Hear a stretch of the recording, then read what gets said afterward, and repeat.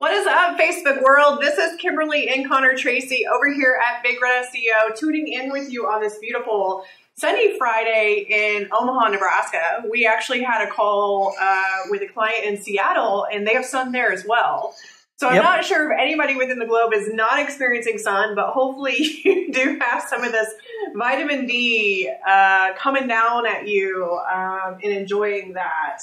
Sorry, I'm paying a lot of attention here to this screen because my one hasn't changed. You know what? You don't have to apologize. It's cool. It's cool. So if you're still seeing the main screen of the Facebook Live, don't freak out. We're working on some video stuff as well as some voice stuff. So if you are tuning in and you are live with us now, if you just put it down in the comments that you can actually hear our volume, that would be very, very helpful. And then a couple other housekeeping. Did you get it? I think so. So cool. We're going with it. But we're going with it. Kimberly, Connor? Yeah. Big Red SEO. Connor, Big Red SEO. He's like a rodeoing it like a cowboy. Okay, so cool. So Casey joined live. Casey, thanks so much for tuning in. We see you there. Okay, so today we actually, we wanted to take a moment and kind of help the businesses, whether you're small, medium, large, whatever size, whether you're selling a product or a service. We're going to talk to you in a blended way, and then we're going to talk to you in a separate way. And that's going to make sense here in a minute. But today's focus, we actually wanted to have on the Google My Business listing. As you guys have known, if you've watched episodes with us in the past, we've done live free audits to help business owners know what to fill out, how to go and fill this stuff out. So if you do not have any clue of what a Google My Business listing is, when you go and actually type in your company name, off to the right-hand side, if you have a GMB, you're going to see your information kick off to the right. If you do not have it, then you won't see it actually show up, right? Believe it or not, when people go to search anything, so whether it's a clothing company, whether it's a restaurant, whether it's a doctor, most cases people are going to go to the search bar and start typing in, and their attention is going to be caught by the thing that kicks off, the menu that kicks off to the right-hand side. Right. While we wish and we hope that they would actually scan the page to find your link in the organic listings, sometimes that does happen and you hit a gold mine. Reality is, over the past 2 to 3 years, that's not been the case. People will actually go and play over on the right-hand side of the console, your Google My Business listing. One, because there's usually a logo, there's usually images.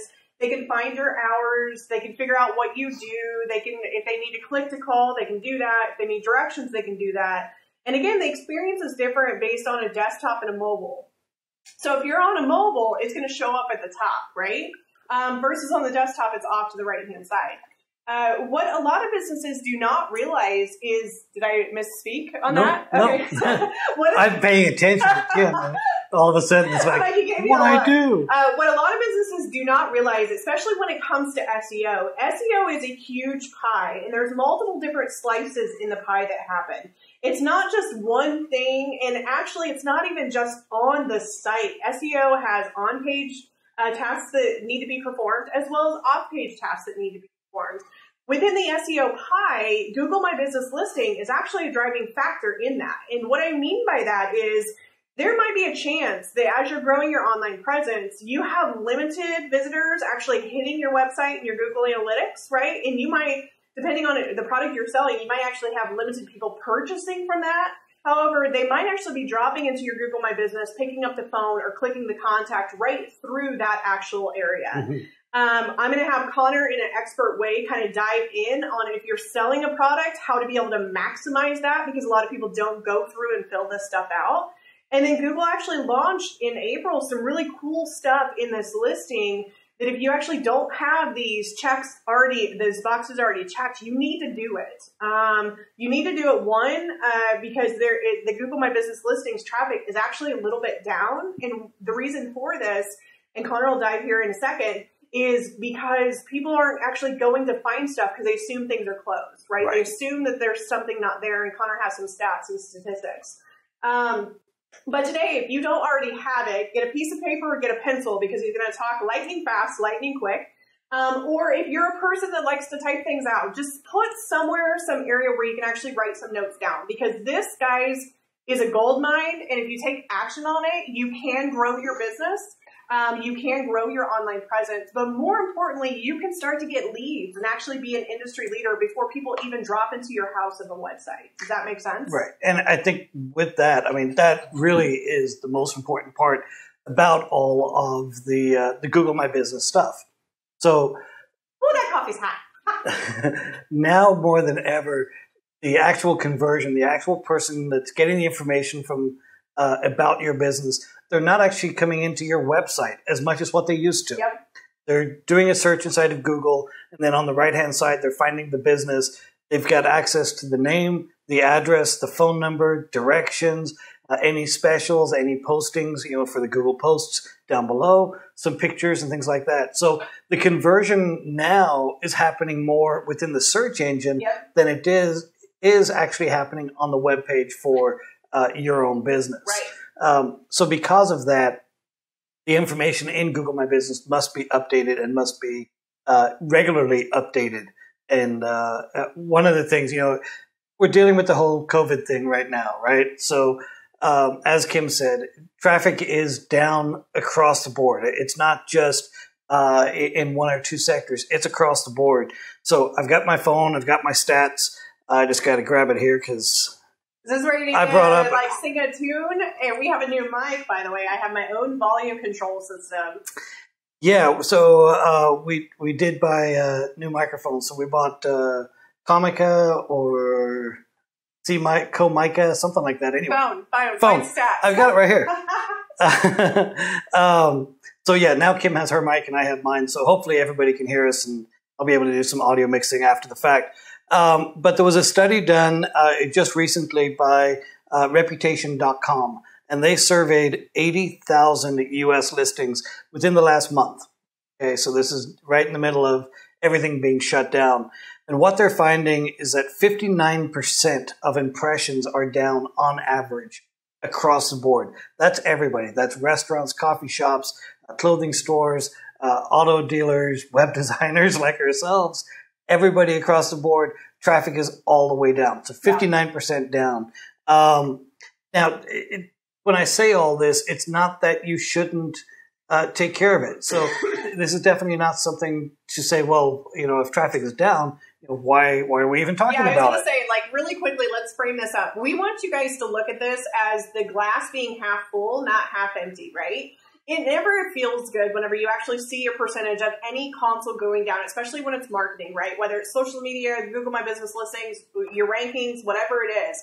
However, it's really, really important to realize that these stats kind of might explain why if you were getting calls before, you're not really getting them now. If you were getting leads before that were at a higher volume, they're less now. It's not about what you're doing per se or what you're not doing. It's as a collective, people are experiencing this.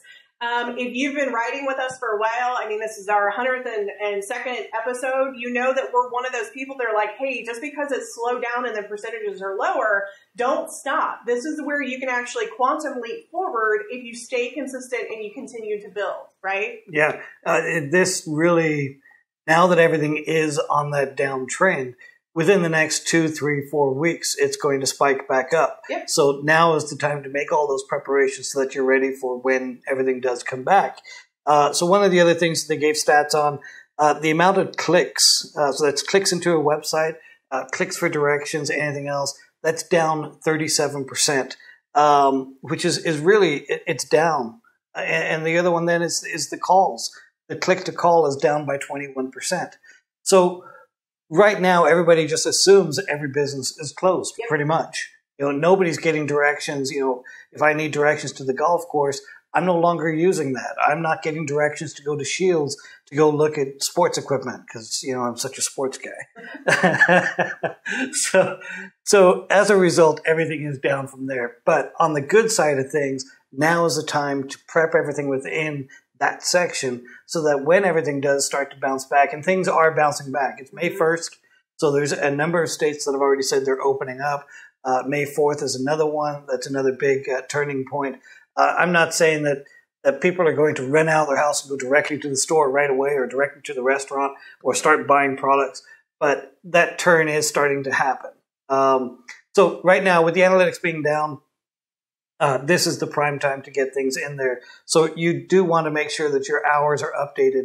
There's actually a section inside of Google My Business right now that you can put in that you're temporarily closed, or due to COVID-19, you have reduced hours. Mm-hmm. So you're able to set your normal hours and then the restricted hours because of restrictions that are going on.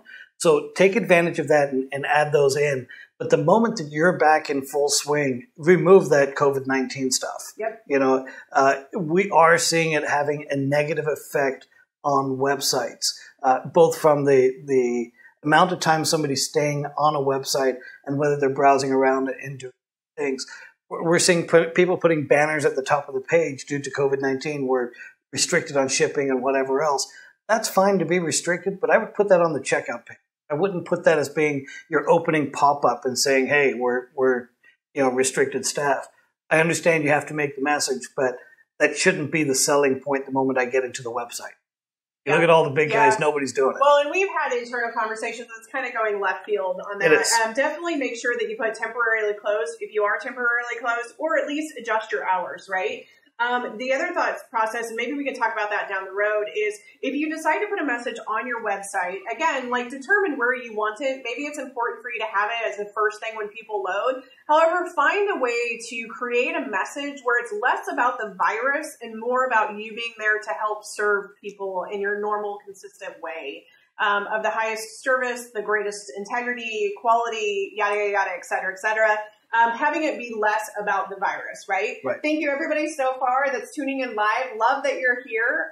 Let's dive into the Google My Business. Yep. So the main things you need to make sure you have in there, of course, your name, address, and phone number. They have to be consistent across all the different places. Right. So if you have a Yelp account and you have Facebook and you have not YouTube, but maybe your Dex listing or your Yellow Pages listing, make sure all of that is exactly the same across the board.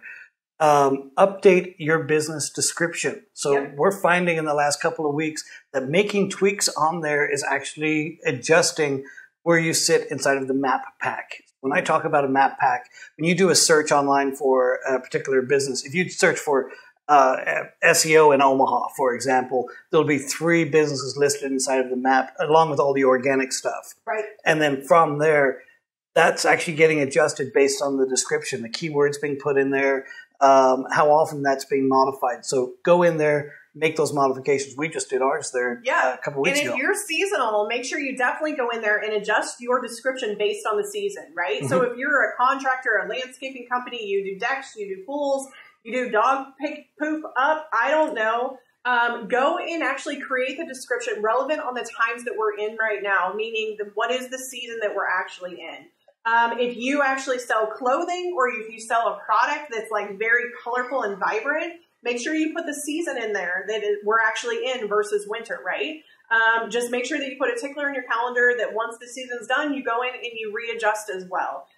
You can never do your description too much. And actually, if you do update your description, copy your existing description and put it into a Google Docs file or somewhere else. You can always pull it back in if you want, and or you can use elements of that in social media, or maybe you're going to create flyers or images or quotes, or maybe somebody wants to do an interview for you. Instead of you actually having to come up with a description from scratch, you can go and utilize this. So we're always about repurposing content as well as using it in multiple different sections and avenues, if that makes sense. So along with all of that, so we've also got the reviews in there. So people leave a review and stuff. Google opened up just a couple of weeks ago. They opened it up that you can now get that review printed on a poster board, and they'll mail it to your office or your location so that you can have that now on the wall for people. That's cool because they tested that years and years ago, and it wasn't sure if it was going to actually make it or not. But that's cool that they actually did it. So now they've brought that full back. Everybody has access to it. So getting one of those reviews, you are restricted with how long that review can be. You don't want a poster that's like as big as a billboard, right? Right. But we're talking, it is a big size poster. I think it was 18 inches, I think was the height of the poster that they'll send out. That's super cool. So definitely have a look at those reviews, answer any that you may not have responded to and said, hey, thanks so much for the review. Whatever it happens to be, make sure all of those are getting responded to. And then click that little button to get that banner so that you can hang it. Even if it's hanging, like for us, even if I hang it here on the back wall just for my own inspiration of, hey, I remember that and that was awesome. Yeah. So do that. It is a free service. Get it done. Yeah. The other thought process too is if you do have people go and do reviews, but they don't show up right away, don't freak out. So Google has been on Skeleton Crew. And what that means is there's certain functionalities in your Google My Business that are not going to get updated right away. They're going to go into a bucket queue or whatnot, and it's first come, first serve priority. So if you don't automatically see the reviews pop up and get approved, don't freak out. Just give it some time for the dust to settle, but you still go through the process of, again, staying consistent in gathering reviews, having people fill that out. We've talked about this before, but images also is very, very important to have filled out, especially with the season. So if you are a real estate company, if you have pictures of snow on your images, you need to switch those out. If you have people on your team that are no longer with your team, get those images taken off. Right. It's really, really important right now more than ever that you actually go through and audit your own online presence in the Google My Business listing and update things specifically. And then also if you've never filled out your hours or you say you're 24/7, but you're not picking up the phone, here's the deal. Make sure you actually put your hours in because Google is actually testing it, right? They'll actually have certain robots or they'll have people pick up the phone and call to be like, are they actually in business or are they not? Are they picking up the phone or are they not? It's less about the vehicle driving around, which they still do that as well. It's just in stealth mode. But make sure that you're actually putting legitimate, validated information. And if your Google My Business hours information does not match your Facebook, guys, it's a game changer. Like, it's going to hurt your business. It's going to not give you the bonus SEO point, if that makes sense. And with all of that, we were talking with a client yesterday, and they work from home. They don't want their address listed out there. They don't want the phone number listed because they really don't provide phone support. So inside of your Google My Business listing, you can select those options. Hide my address, hide my phone number. Yeah. Google needs it to verify that you are a business or that you are a real person and not an SEO spammer out there just making fake businesses, which happens a lot. So go ahead and go through the process, but then hide out those areas. If you don't want people showing up at your location, hide the information. If you're working from home, you probably don't want people coming to your home address. It's against the terms of service inside of Google to have a map linking to your house. Yeah. But we'll see what happens with those rumblings, right? So it was actually against the services before, but we'll see now that there's more people working from home. I think now it will be interesting what actually happens in the next couple of weeks. Yeah. But along with all of that, Kim had mentioned that Google is on a skeleton crew. So the other thing that is slow to respond right now is the frequently asked questions. Yeah. Go in there, make a question, wait a day or two, put the answer, make another question. Don't go in and do up 10 frequently asked questions at the same time. Spread them out over time and you'll be able to get a better SEO bonus at the end of the day. Just know on that specific feature and functionality, though, they are on Skeleton Crew. So if you don't get one question updated right away or approved, don't freak out. Just put it on the calendar for next week to come back.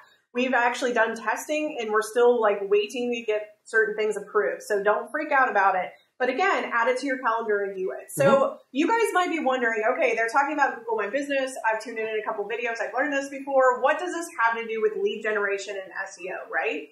For the fact that so many people are actually going to the Google My Business listings first and then actually taking action there, they might never land on your website, right? That's not something to have your heart broken on. Yes, you want people to get to your website. But the thing is Google really started to listen to small businesses probably about 3 or 4 years ago where they were like, hey, we need more lead generation. We need to be able to get more people in as customers and conversions versus actually getting people to land on our website. That doesn't mean not to do the work on your website. That's really, really, really important. However, the Google posts, that's a great way to get lead generation. We actually had a client that consistently did that and all of a sudden got contacted to do an interview somewhere else and guest blog post for them. And then they got exposure to more customers basically to get their purchase their product, if that makes sense. Right. So the thought process is lean in and figure out, okay, strategically, what can I actually put consistently in this Google My Business and almost teach it or treat it almost like your social media account, if that makes sense. Give it some time and some attention and give it a little bit of love.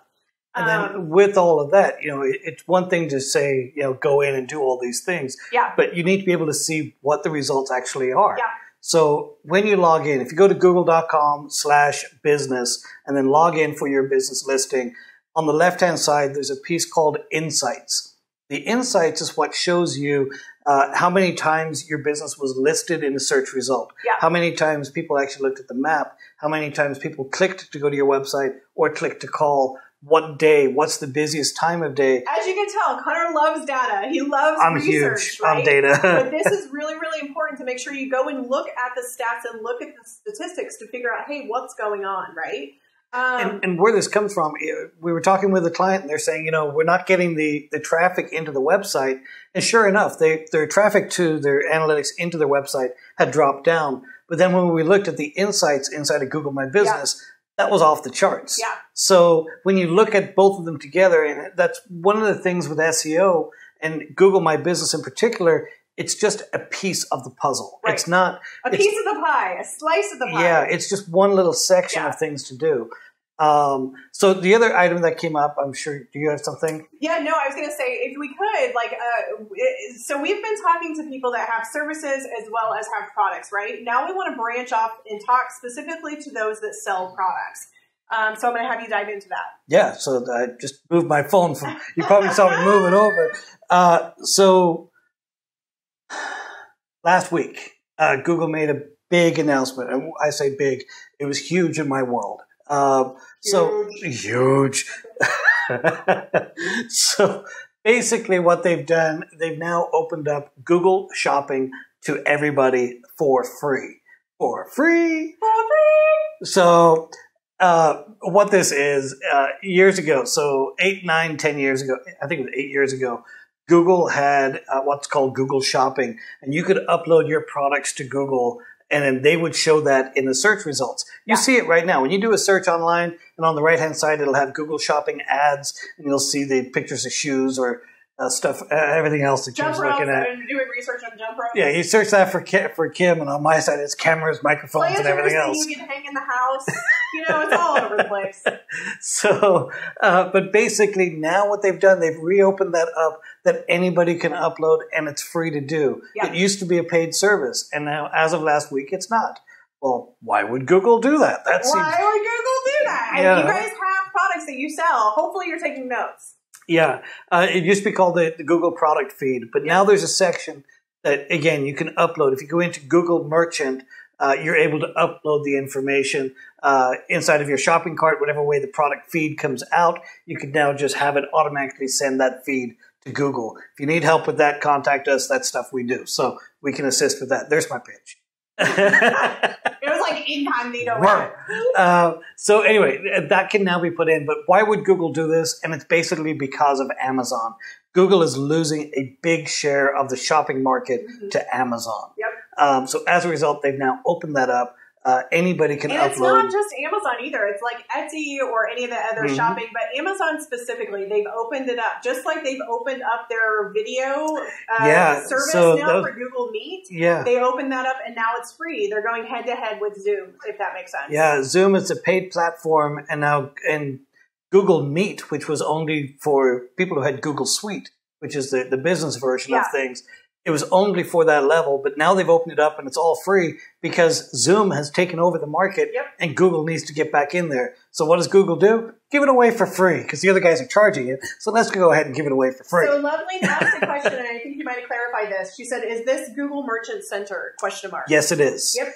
Google Merchant Center. You can upload your product feed there. Depending on how your shopping cart is set up, you may have to upload images individually. If you don't have a shopping cart and you just have 1 or 2 items, you can upload, or there's an area to type in the product name, the quantity you have, the price, the image. So that can all be done manually also. So the only caveat with this, guys, is if you have a product and you sell out, you're planning on selling out quick and fast, and then you're never going to have that product again, it might not make sense for you guys to do this. However, if you have a product and you're looking to sell it and then you're willing to do the housekeeping of coming back in and cleaning it up, then definitely use this. Does that make sense? So like if you have a one-off product that you're never going to carry again and you don't want to dick with updating all the materials, don't go this route. However, if you have something and you have like 25 of them or 5 of them or 100,000 of them, You can go ahead and go through. Just know that you're going to have to do housekeeping and keeping this clean, because Google's not going to handle like selling a product and then you don't have it in stock, right? So just know that. You do not want to not get the stamp of approval from them by messing up or giving incorrect information. And then you can take that entire now Google shopping experience, and that can now be put inside of your Google My Business also. So there's a link in there to feed one against the other. That'll help with your Google posts. So now you can cross post over there. So it's everything working together. And these are new features, like I said, that's really just come up in the last week and 2 weeks that have come up that you need to take advantage of. If you have the time, which a lot of people have right now, jump in there and get it done. So here's the deal, as a live example, say that I'm looking for a hanging plant hanger, right? And somebody actually creates it and they sell it. They can actually put it inside of their shop in the Google Merchant Center, right? And then actually sell it direct. So if I'm searching, they have the Google shop at the top. I can actually find that and purchase it directly through Google and not even hit their website. Not even go and research on their website. So there's a caveat on that. So Loveline just actually asked that same question. So it redirects to your website. So it's like another platform to sell products, kind of. So if the user is checking out with Google Pay, then they can buy it directly on Google's search engine result and never actually go to your store. If they're going to be using PayPal or Apple or a credit card, then it would redirect into your actual site, your store, and it would be purchased through there. So there's a bit of both from that end of things. But if you want to test it out, if you type in whatever product you're looking for inside of Google, at the top where you've got, sorry, I saw this move, I kind of freaked out. But at the top, you've got all images, map, and then one is shopping tab. Click the shopping, have a look and see what everybody else is doing for products, and then click a product and see what happens. But it should, if you're using Google Pay, the transaction happens outside of your site if you select that option. Otherwise, the transaction happens within your website, and it's just another way of generating a lead. So that's pretty much it, guys. We wanted to go ahead and give you this information on how you can actually generate more leads and certain functionalities that Google has actually birthed out into the world that's free right now. So go out and test it. If you have more questions, come back our way. We offer consulting hours where we can help you set it up, or you can probably just do some Google searching and figure out yourself on DIY, right? Really quickly, next week, we're actually going to dive into the Google My Business again, but we're actually going to talk to those individuals that are setting appointments and looking to actually book their calendar into their Google My Business listing. While people are not doing face-to-face, you can actually do video as well as televideo if you're in a health center. So that's going to be our subject next week. So if you're looking to do consulting, or if you're coaching or a yoga studio, or if you're just looking to be able to get in front of people for appointments, this is going to be the episode that you're going to want to watch, 103. Cool. Awesome. Thanks, guys. Thanks for tuning in. We'll chat soon. See you later. All right, guys. Have a great day now. Thank you.